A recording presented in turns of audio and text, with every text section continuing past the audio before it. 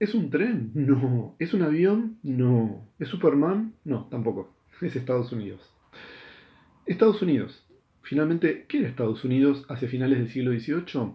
13 colonias que habían formado parte mayormente de Francia y luego sí habían pasado a manos de Gran Bretaña y consolidado un vínculo, una relación fuertemente colonial donde Estados Unidos, ustedes ya lo vieron esto en anteriores videos, un poco hacía las veces de gran plantación de algodón de donde surgían luego las telas que se elaboraban en Gran Bretaña. En ese marco veíamos igual algún tipo de diferencia de regiones entre un sur con una gran población esclavista y plantaciones de muchas hectáreas y en el norte que ya empezaba a consolidarse algún tipo de producción más parecida a lo que conocemos como producción capitalista.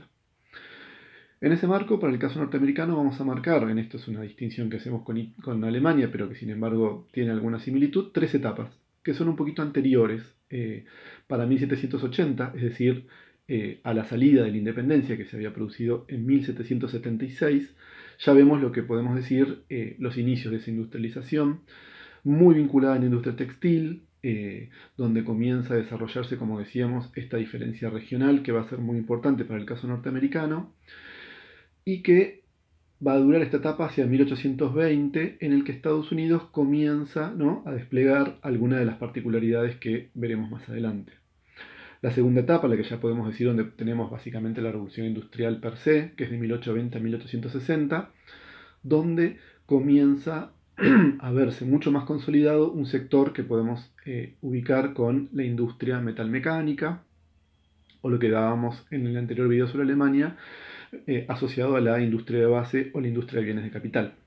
Esto es muy importante porque va a producir fuertes eslabonamientos y en el caso de Norteamérica va a estar muy asociado a el desarrollo y el fuerte despliegue territorial en lo que llamamos la conquista hacia el oeste, la frontier, el desarrollo de la frontera, que va a tener como un elemento primordial que estamos muy acostumbrados a ver en las películas, que es el ferrocarril.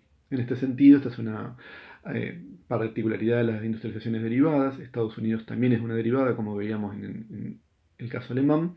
El ferrocarril va a ser previo y muy importante en su desarrollo, porque a su vez va a empezar a involucrar una vinculación regional que vamos a establecer entre el sur, que como vimos era un desarrollo agrícola y digamos muy asociado todavía a las plantaciones de algodón, el nordeste, donde encontramos los principales centros administrativos, pero básicamente industriales, y todo ese oeste que va a empezar a poblarse a partir de una muy importante llegada de migrantes.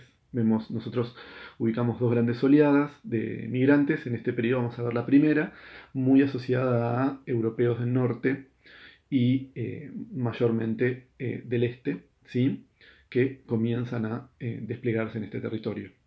La tercera etapa, de 1860 a 1914, como les conté, es donde directamente vemos a Estados Unidos convertido en potencia mundial, un crecimiento del PBI per cápita en todas estas décadas muy importante. Esta es una distinción que quiero marcar. Estados Unidos no va a tener un take-off como el caso británico de 10 o 20 años, sino que en todo caso casi que podríamos decir que todo el siglo XIX es de take-off o de despegue, porque los números que marcan su crecimiento son muy importantes.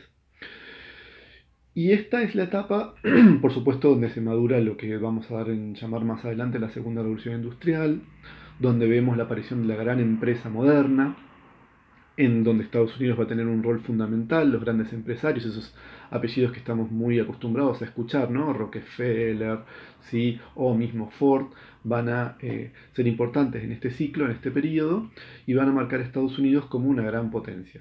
¿Por qué se desarrolló potencia? ¿Qué podríamos marcar como elementos fundamentales del caso norteamericano? Bueno, síganme al tercer video.